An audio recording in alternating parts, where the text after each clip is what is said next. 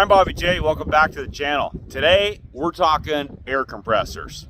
If you're like me, you can't live without air on your truck. I've got air on 3 out of 4 of my commercial / farm setup rigs, and I can't get away without having air. I don't know how guys do it. And so in this episode, we're going to talk about air compressors. We're going to talk about both gas and electric. And we're going to talk about different size pumps, single stage, 2-stage, and probably most importantly, we're going to talk about what do those numbers mean. You know, if you're not real experienced with compressors, maybe some of those numbers are a little bit confusing. You know, X amount of CFM at 0 PSI, X amount of CFM at 90 PSI, which is the important one. What does all that really mean? I'm going to show you the performance differences between your big monster champion compressor that is very common industrial and commercial use, your standard wheelbarrow compressor with your 5.5 horse Honda, and a new kid on the block, the little Pancake compressors, direct drive. I'm going to show you what that little puppy's capable of.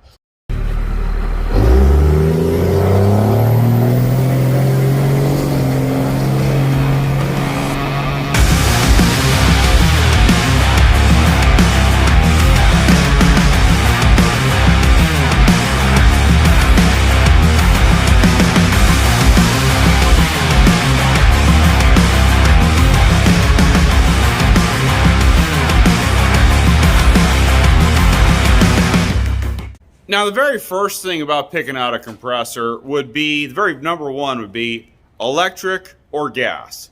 Now, that's a pretty simple and probably the most simple question to answer, because electric is generally going to be your stationary type compressor in your shop and garage applications. If you're in a mobile application, you're probably going to go gas for obvious reasons.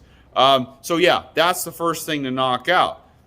Next thing would be is deciding how much room and weight carrying capacity you have for said compressor. Now, this is talking about more on the mobile applications on a truck. How much space do you actually have for a compressor? How much space do you have for a secondary tank possibly? Because more air capacity regarding tank space means more capacity delivered to the tool that you're using. But not everybody has a lot of room for an extra tank or a bigger compressor. So that is your size and room versus what the tool is that you're trying to use. That's probably your secondary thing. With shop compressors, usually that's not so important because you have more room, which is also why generally you see electric compressors having more tank capacity, more gallons than your gas counterparts. And third thing would be, without saying, would be, what do you need the compressor for? What tools do you plan on running? That obviously has a huge impact on what size compressor you're going to use. Now, that's where we're going to dive in next, is showing you actually how much air these compressors can make and what you can do with said air. So if you ever been thinking, man, is that compressor there, is that size big enough for what I need? Well, that's what I'm going to show you. I'm going to show you what that compressor that you're thinking of, what it can actually do and what it can actually run.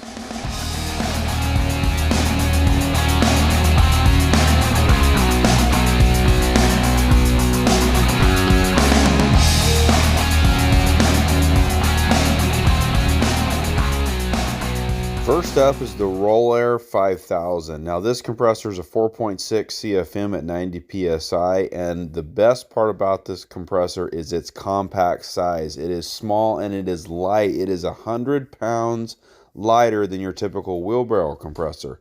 So in my application, my new truck, this was the choice I went with because I wanted something small and compact. Now, it does fall behind as far as performance when it comes to like a lot of stuff I do with, blowing out air filters, as you can see here, and blowing out radiators. Yeah, I can't be in a hurry. I've got to let it build all the way up, start blowing, run it down, and then let it charge back up. But that's okay. In this rig, where weight was really important because this was a heavy trailer towing truck, 100 pounds is quite a bit of weight. So the sacrifice was worth it. Now, when it comes to tires, doing your typical ATV tires, your LT tires on the pickup, passenger car tires, no problem. There's no problem at all with airing those up. You're not going to see really a performance gain with a bigger compressor for the most part. That is that little compressor's jam.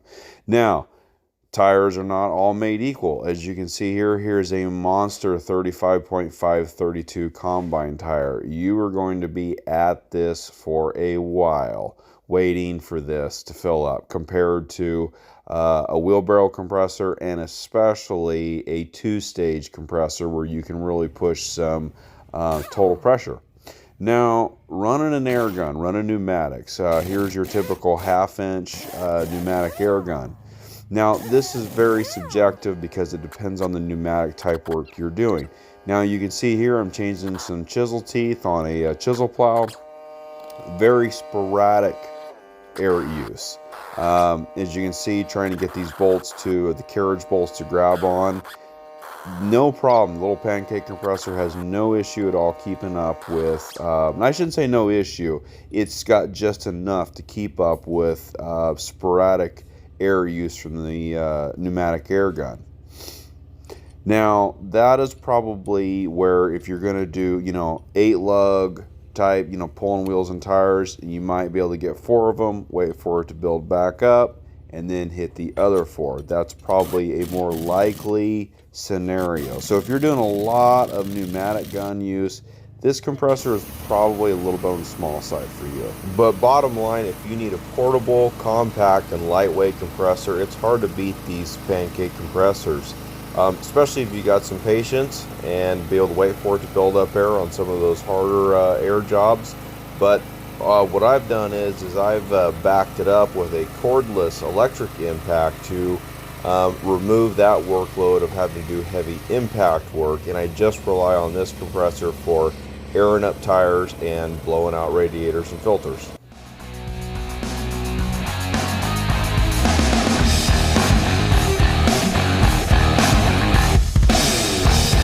Next up is a Rollair 4090 wheelbarrow compressor, and it's pretty much the same as your typical wheelbarrow compressor from most brands. And I would say this is probably the most common gas-powered air compressor, and for good reason. At 10.6 CFM at 90 PSI, it makes a decent amount of air, and you can do a lot with this compressor. In its size, it is portable, not like the compact compressor, the Pancake compressor, but you can roll it around. That's why they call it a wheelbarrow compressor, right? With twin 4-gallon tanks with an 8-gallon capacity, you've got a decent amount of air storage there. Your typical Honda. And the thing is, at 10.6 CFM, you get a lot better performance on blowing out air filters, running with a blowgun, doing radiators and that sort of thing. I do have to sometimes wait and let air build up, but I can go for much longer runs on that air filter or that radiator with the wheelbarrow compressor as compared to the Pancake compressor. So that is nice, being able to move a little bit faster during the servicing process. As you can see, typical blowing out filter, blowing out radiator, oils, all that type of thing on a typical service. But moving over to tires, the thing is with the wheelbarrow compressor is you can air up any size tires in a decent amount of time. You don't have much performance. You definitely have a performance gain over the Pancake compressor on the larger tires, and there's not a whole lot of performance loss as compared to a two-stage compressor when airing up those larger tires. You can only stuff so much CFM through your typical air chuck. I personally think that number somewhere around 8 to 9 CFM, depending on how much air is in the tire itself. But yeah, I mean, you can air up pretty much any tire you need in a decent amount of time. Now, moving over to pneumatics, this is probably, again, why the wheelbarrow compressor is such a probably the most common compressor. Running a 1/2-inch pneumatic impact, no problems for the most part, unless you're really hammering on something hard. usually it can keep up. As you can see here, I'm doing multiple rows of 1/2-inch bolts. No problems with the compressor keeping up.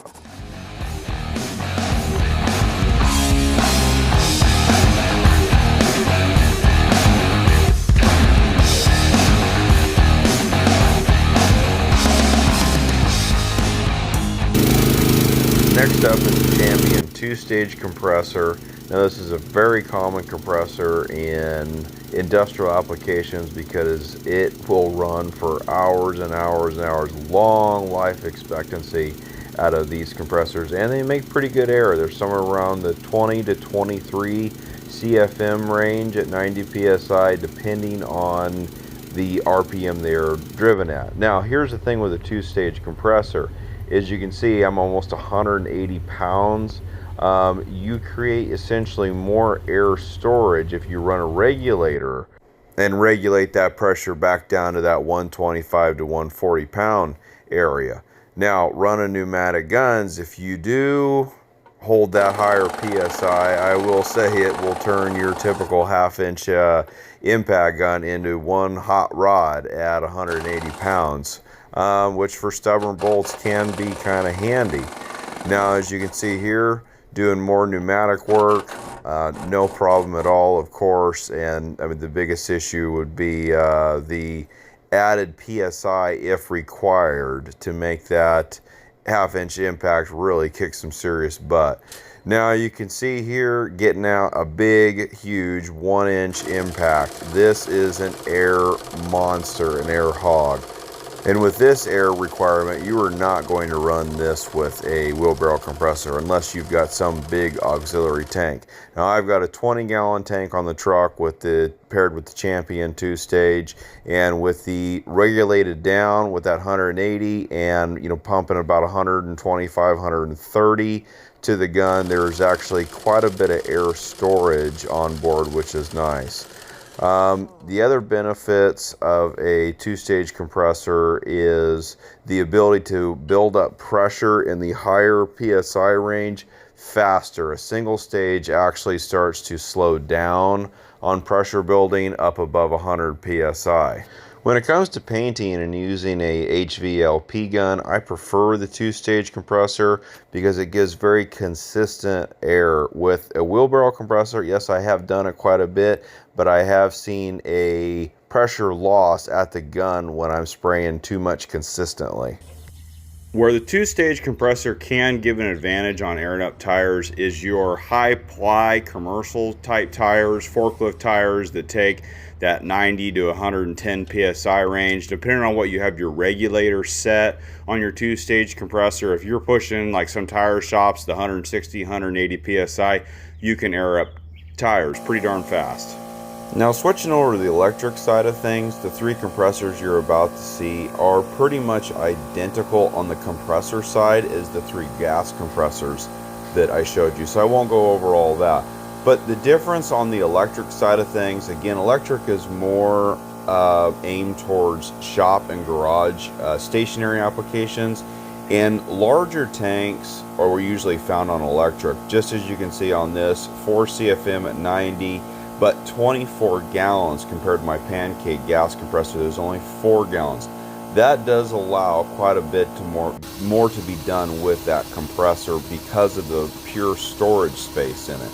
Next here we have the 10 CFM electric. This is a great compressor. Again, just like a wheelbarrow compressor, you can use this for a broad range of things. In fact, with having the tank capacity there at 80 gallons, I wouldn't be afraid to do some small paint projects, because before you drain that 80 gallon, you can probably finish what it is you're painting before you start to see a pressure loss at the gun. Now, moving over to the next compressor, this is actually identical. This is an R Series Champion, just like you saw on the gas application on my service truck. Again, I can't say enough about this pump. This compressor is widely used in industrial applications and can survive thousands of hours of use. And this is a big 120-gallon tank, and I use this compressor a lot for a broad range of things and pretty much never run out of air. The nice thing about about electric compressors is the consistency. If you're in a stationary application, by all means, go electric. Well, there you have it. All your common size air compressors in one video with real world comparisons out in the field, what they can do and what they can't do. You know, I would like to touch on real quick on brands. I'm a big fan of Roll Air. Part of that reason is because my local dealer carries Roll Air. So that, I would say that's probably something, but I think that's I think Roll Air makes a solid compressor. The compressor is a Chinook, made in Italy. Now, the other one that I'm a huge fan of on the old school compressor side of things is M-Glow. And Jenny is the one that has continued to carry that torch on the M-Glow side. Jenny is the brand, they're blue and they're yellow. That's a solid compressor. So other good brands, Campbell and Hosfeld. I know that there is, don't quote me on this, but I think like the Home Depot Husky brand is actually made by Campbell and Hosfeld, which is one of the ones you saw on the electric side that I have in my garage. But yeah, now Champion compressors are expensive, but if you need that kind of air in a 2-stage, you're probably pretty serious about your air requirements. So maybe you've got the banked coin there to handle that. But you do get what you pay for on the Champion side. That is a fantastic pump that makes good air and will make it for a long time. You know, I didn't get into some of the crazy rotary screw compressors. That is, I honestly don't know what you need that much air for, other than maybe being able to build up your tank in a rapid amount of time. I know some of the bigger dealer service trucks and stuff are running all these new rotary screw compressors, and those are pretty cool, but I have no experience with those. I will shoot in some advice with compressors that I think that gets overlooked a lot is compressor maintenance. Fellas, change your oil and check your air filters. You know, especially if you've got a gas compressor, change both the engine oil in that Honda or that Kohler or whatever's on it, and change the oil in the compressor. Get yourself a quart of compressor oil, whatever brand you prefer. I don't get too caught up on brands, just, you know, some fresh compressor oil, whatever brand, is a heck of a lot better than whatever you've got in there that's 5 years old. And same thing, a quart for your Honda. Change the oil. That'll make compressor life so much longer. And the other thing is air filters. Check those air filters.